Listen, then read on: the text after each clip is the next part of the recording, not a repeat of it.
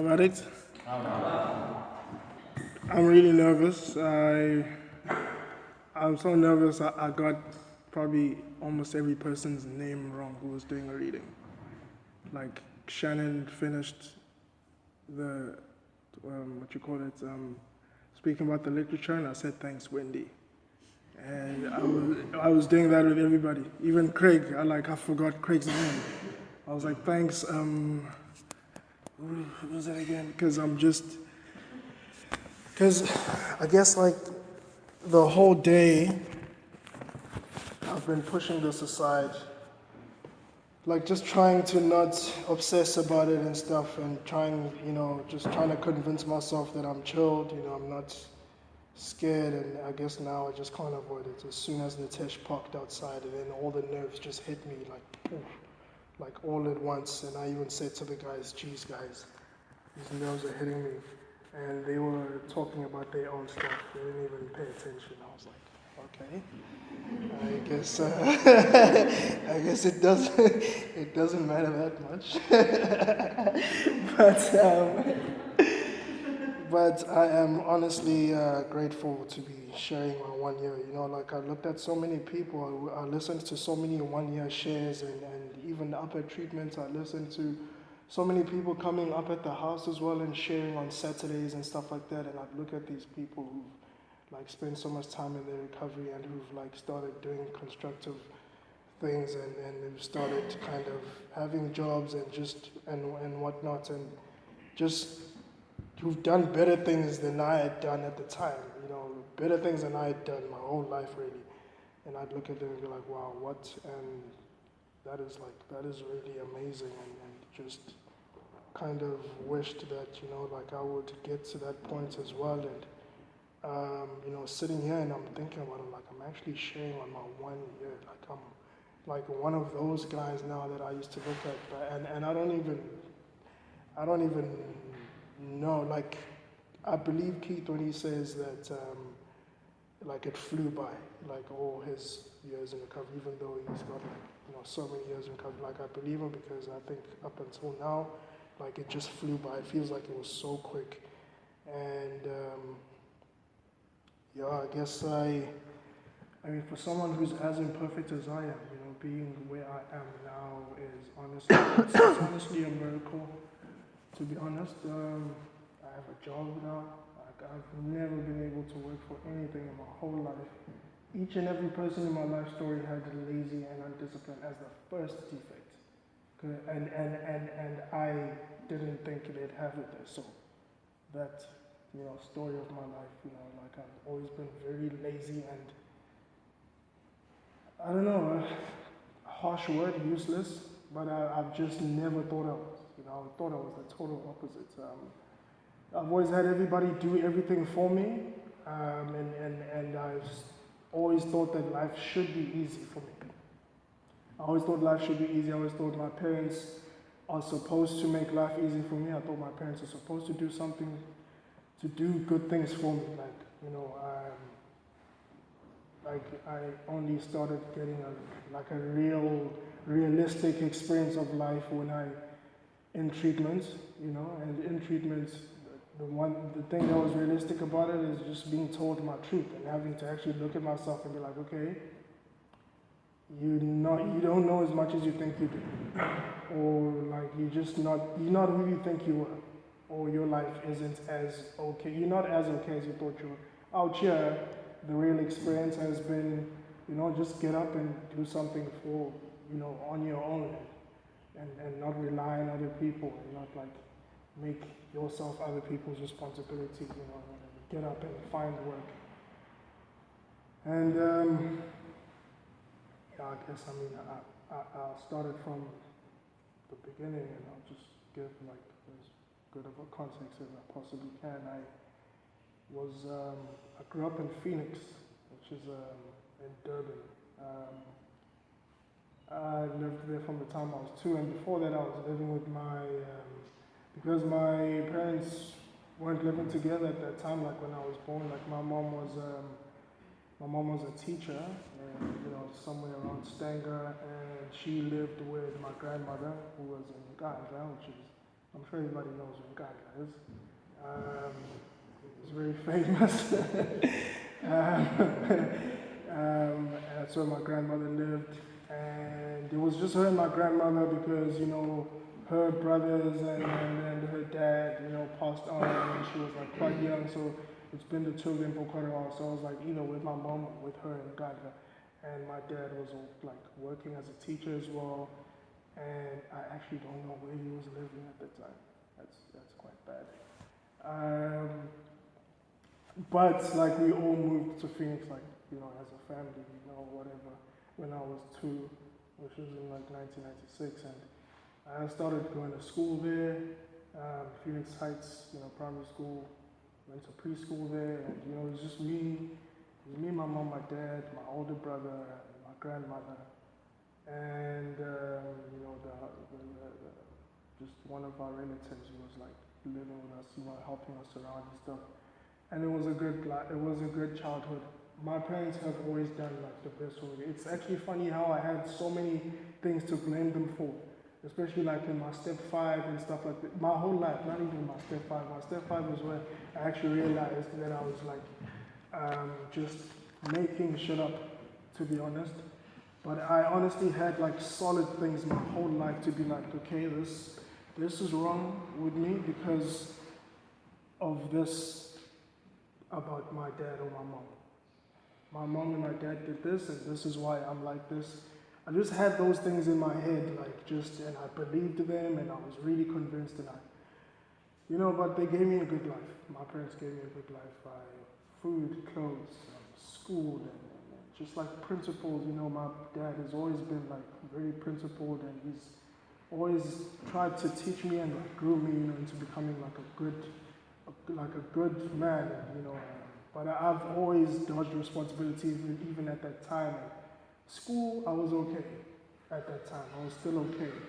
That's, I guess, like the addict side was like more like at home at the time, because I can look back at a lot of things. It was like, okay, that's like proper addicts. Like, you're not allowed to go to so-and-so's house, and I would like kind of want to, sneak out, because of that. Like, I just always wanted to sneak out. I started sneaking out from a very young age, like literally jumping over the fence and going to that person's house or whatever to play or whatever, because I'd be like, comparing myself like all the other kids, getting to play and whatever. Why am I told to stay indoors, and stuff like that? So just not accepting that my parents want things to be a certain way at home and just wanting my own way.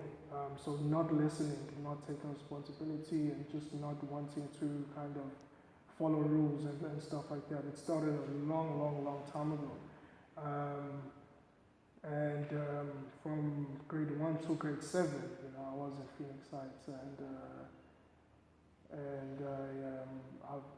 another addict thing was just my need for like friends and just wanting to be with a certain type of group or people or whatever, people who are popular and stuff like that. I was always, and it wasn't even like when I'm in that group I'd be like very like like try and stick out and be the leader, whatever. I'd like be kind of, I don't know. I'd treat them as if like they're doing me a favor, by me being, because it's like self-pity and like some victim stuff there as well, which started a while ago and just stayed with me like my whole life and like manifested in a whole lot of different ways. And obviously it got worse and worse and worse the more I grew up. I started suffering more and more consequences because of it, but it started from back then, and I just loved doing things that I was not supposed to. Like, I just loved it for some reason. I didn't see any sense in being told you don't do this and then not do it unless I didn't want to do it anyway. Like from a young, I didn't understand. Like, why is it that I want to do this, but I shouldn't do it because you tell me I shouldn't? Like, that self-centeredness was just always there. Why shouldn't I? It's nice, they're playing soccer at the neighbor's house or at my friend's house. Why on earth would I stay indoors? because it's my house and I said so. Yeah, still it doesn't make sense though. You know, that was just me, like self-will from a very young age.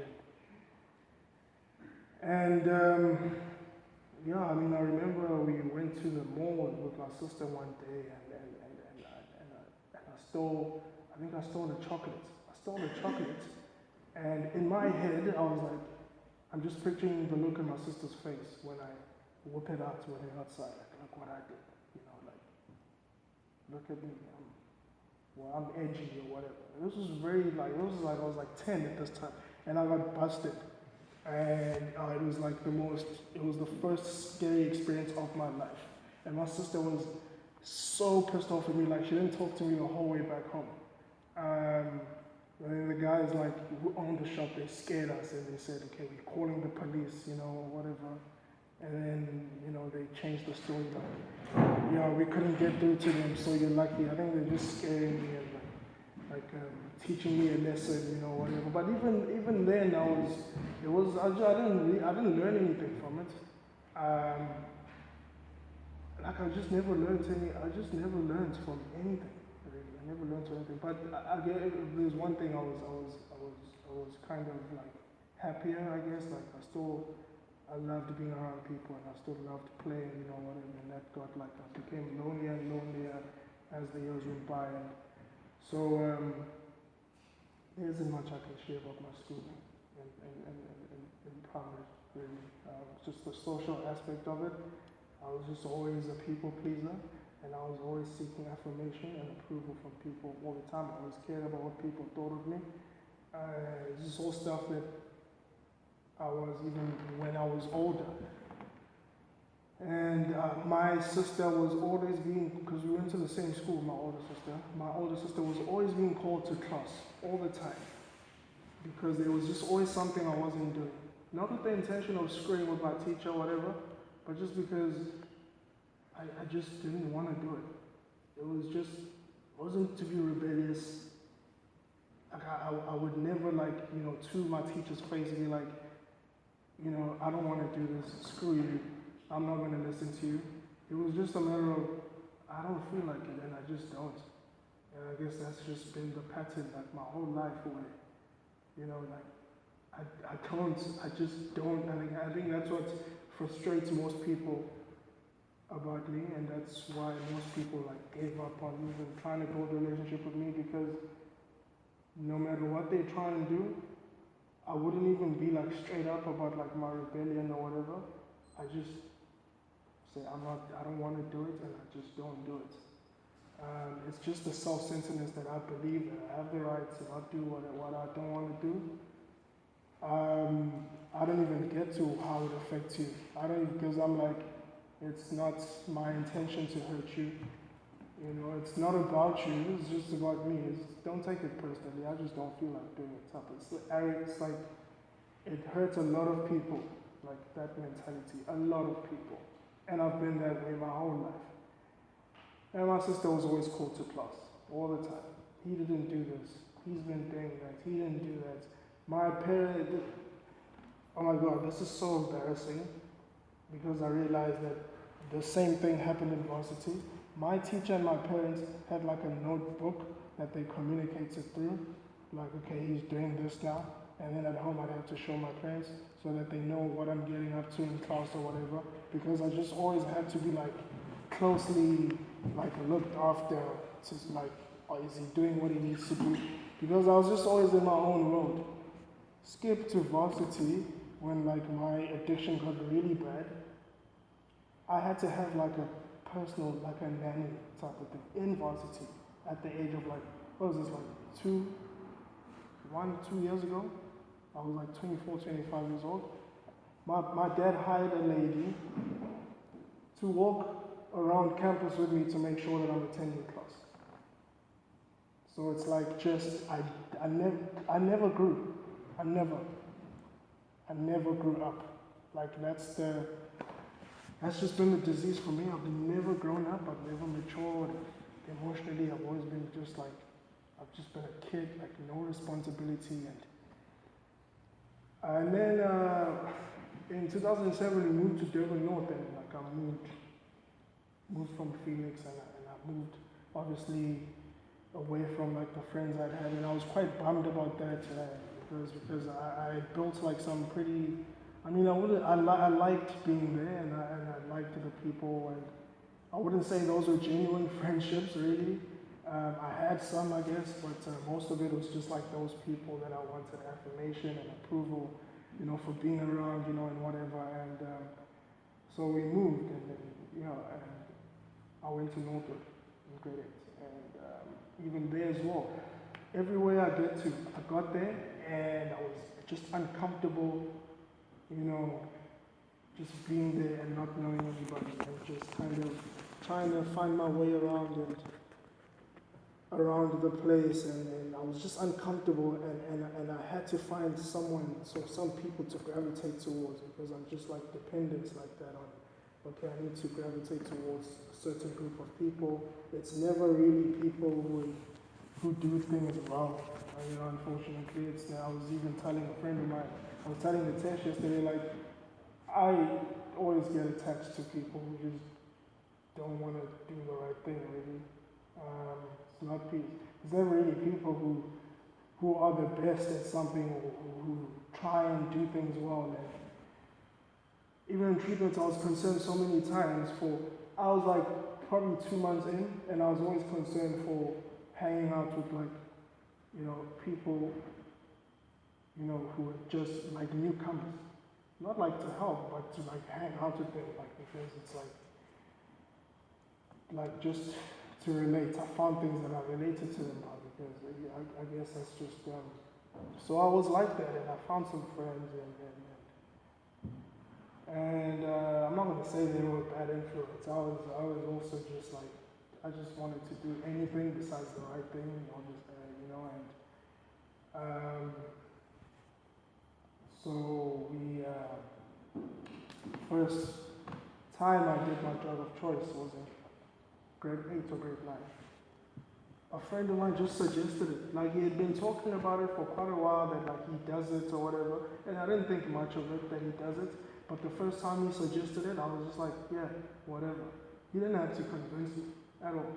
For some odd reason, I was just like, okay, let's go. I didn't think much of it, and we did it. And immediately then I decided, for someone who just had really nothing to I wasn't serious about anything in my life. So when I had that, I was like, okay, this is what I'm going to be serious about, because I just felt something that I like here. I feel okay, this makes me feel good, and it's, I feel like everything is okay right now. And I feel like I can just chill and do nothing and feel justified, because that's exactly what it made me feel like. Besides the anxiety going away, and because it did, and like the fear and just the overthinking, I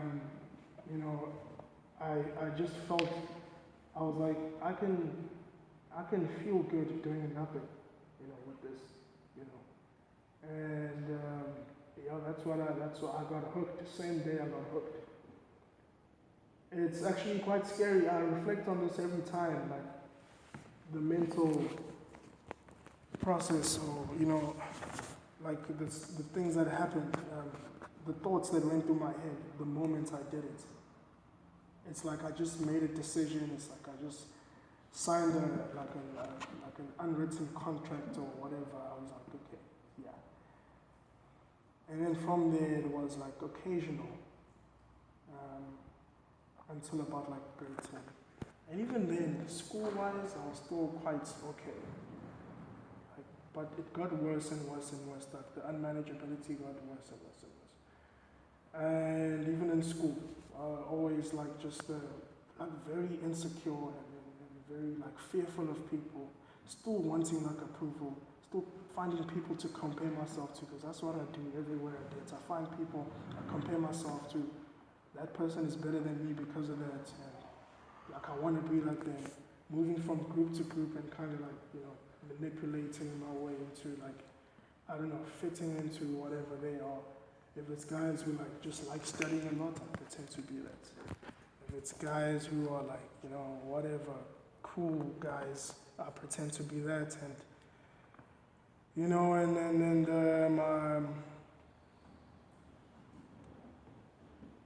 I moved into boarding school in the same school at in grade 11 because my dad, because I was just very undisciplined really, and my parents didn't know what to do anymore. And they put me in boarding school. They're like, maybe that's gonna help. Maybe it's gonna be a tough environment for him. He's gonna be more disciplined. Moved into boarding school and I became worse because again I found there were people who just loved using and people who didn't follow rules. I found people who were like anti-establishment and I got worse. I got like worse and that's where like the disease like started like really, you know, that's where the disease grew because that's where I do stuff like for the first time I just not study before a test and just fall asleep and not care. I would just not attend class. I wouldn't be ready for like, you know, 70% of the time I wouldn't be ready in the morning for like breakfast and stuff. Which is like the same stuff that happened in treatments. This is the same patterns throughout my whole life, really. Just not taking responsibility, just not caring about like, what am I supposed to do, what's expected of me. It's the last thing that comes to my mind. And we snuck out one night at boarding school, and we got busted. And my dad came because he was caught. And that was the first time I've seen my dad that hurt because that was the time when he found out that I'm using. In that same meeting, or that like we had with the HR lady, the admin lady at boarding school, it was him and me. Yeah, and he was like crushed, like he was honestly hurt. I don't know what it is that made him ask. Maybe it's because he was a teacher in like in an area that's like where there's a lot of stuff that happens, you know, like so he's probably seen what a high person looks like. Or, you know, and the first question he asked me is like, well, like first few questions he asked me like, are you using? And I said yes. I didn't even deny it. I don't know why I didn't deny it. And he was pissed off and he was hurt. Like he was so hurt. And he wanted all the other guys that I was caught with to come into the office. And because even though I admitted to that, I lied about a whole lot of other things. And that's another thing as well. Like the lying started there. Like I lied about the fact that, I lied about where we went. I lied about when we came back.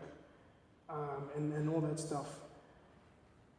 And he had to call some with the other guy that we were caught with. And he had to interrogate him.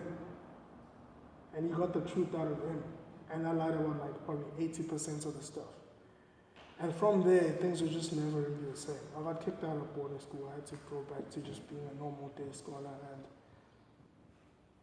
just find my way through high school and passed and went to varsity. And for the first time in varsity, the first thing I realized was I can actually not attend class and nobody will care. Nobody's looking after you. That's what I was always looking for, the easy way out. Got to varsity and I did the same thing as well.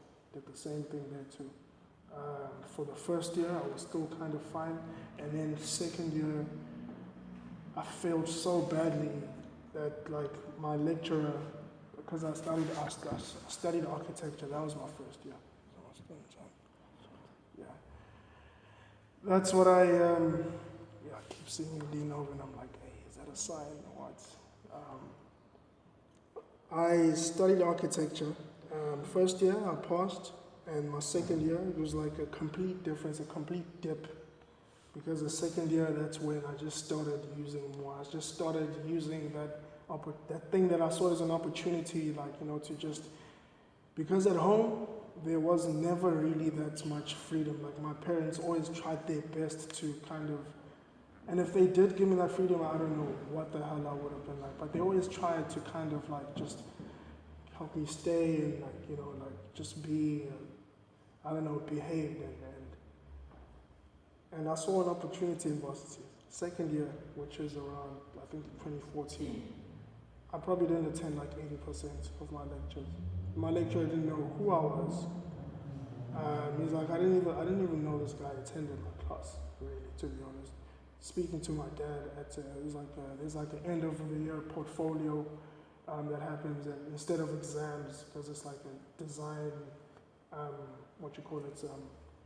design faculty. That's what they do. And portfolio, I had nothing, because it was all about like work that you did throughout the year.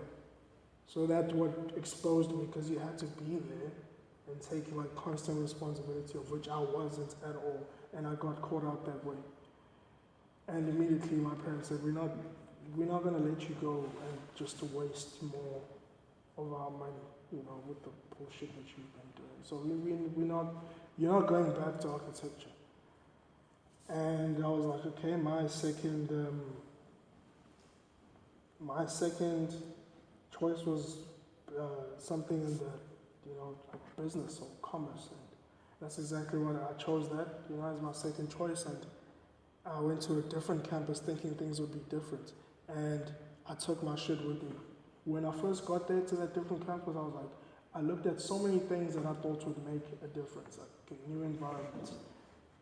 My life would be different. I'll be less toxic because of this. It's away from the city, because like Westville campus is away from Durban Central a bit, and it's just, and I was like, okay, it was the city's fault that I was that way, so now I'm out of the city and I'll be okay. And it became even worse. I've stolen so much money from my parents. Like, I stole so much money from my parents. More in varsity than any other time in my life. I started stealing from them before I even used. I started stealing money, because this is how, like, just naturally, like, I gravitated towards being faulty. Self-will and just being faulty so I can do those things that my self-will wants me to do. So I was stealing money so I can buy snacks. Because I was a big kid, I was fat. And I ate a lot. I started stealing to buy like snacks. And this was before I started using. This was like grade 8, even in primary school. So then that like, and like, when I started using, I started stealing for drugs. And by this time in varsity, I'd already started drinking as well, which I started probably like 3-4 years or so after I did my drug of choice. Alcohol also started being involved in there. And it was honestly crazy. It was honestly crazy, just not coming back home, on some nights, because I'm sleeping over at friends, at res and stuff like that, and like the dodgy places that I would find myself in, like, shacks and stuff like that. And my dad would be like, what the hell are you doing in a shack when you're coming from such a nice environment like this? I've worked so hard to create such a nice environment and a nice upbringing for you. How the hell do you find yourself in a shack? And in my head, it doesn't even register that it's a shack. In my head, it was like, I was comfortable there, I was using, and the drug of choice was close, whatever. But it's like, I don't know, I guess I'm focusing around like varsity so much, because that's the one thing that kind of just explains my insanity. It's where like my insanity and my disease manifested the most, really. And even at Westville, there was honestly a semester where I don't even know if this was possible, but it happened with me, where I had zeros for literally everything.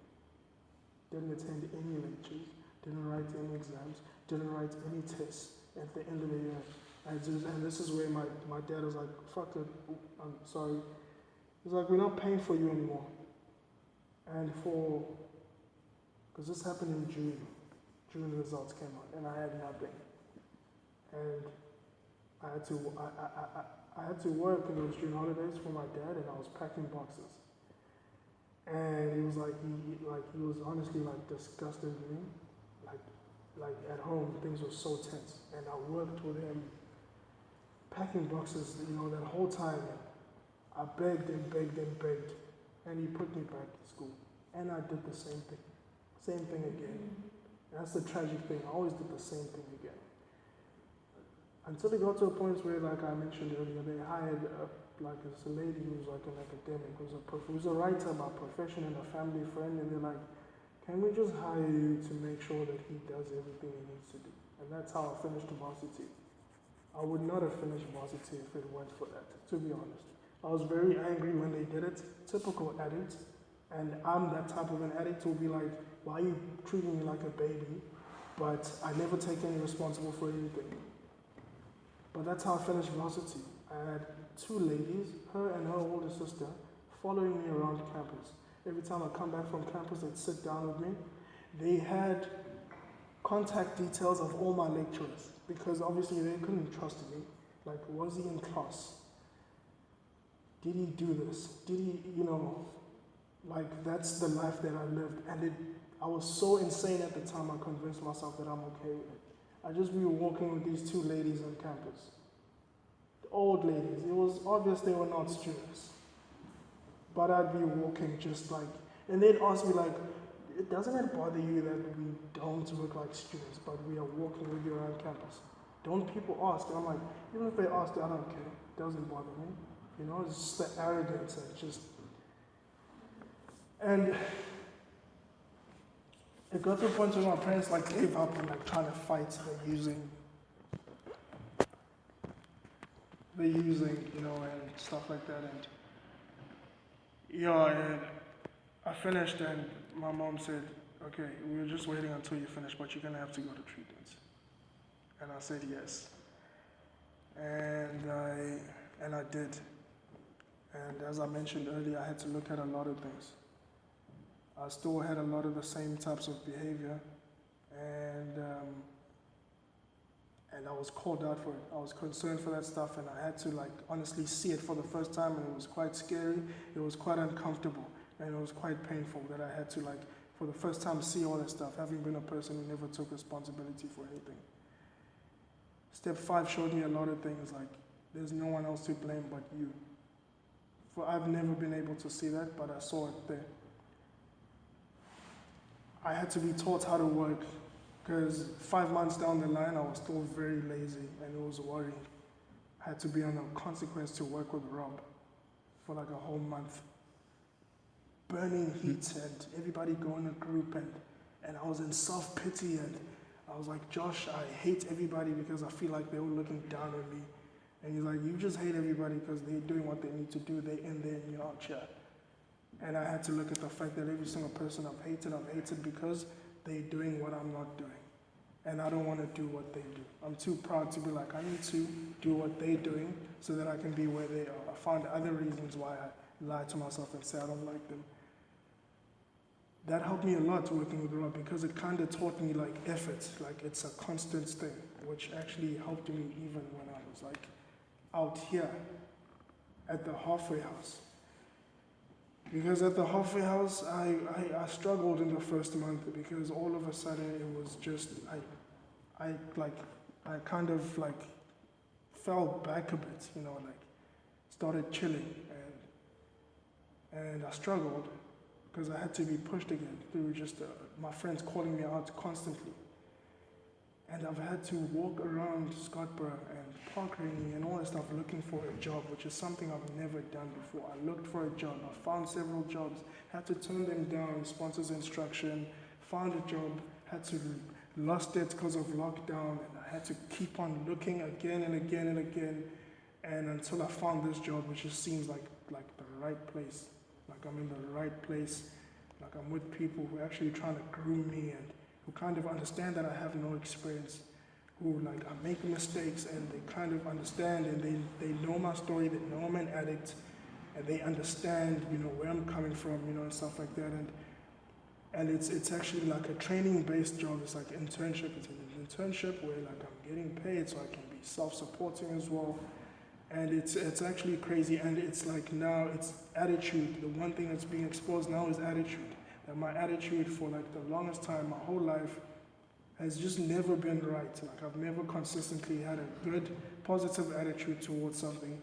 And even now that things are going well, that's like just the one thing that's kind of like dipping. It's up and down, because some days I will be like, my God, I do not want to do this, to be honest. Why do I need to do this? I don't feel like it. You know, that whole I don't feel like it's reasoning, it still hits me even now, you know, but I don't stop doing what I need to do. I don't give up based on the fact that I don't feel like it anymore.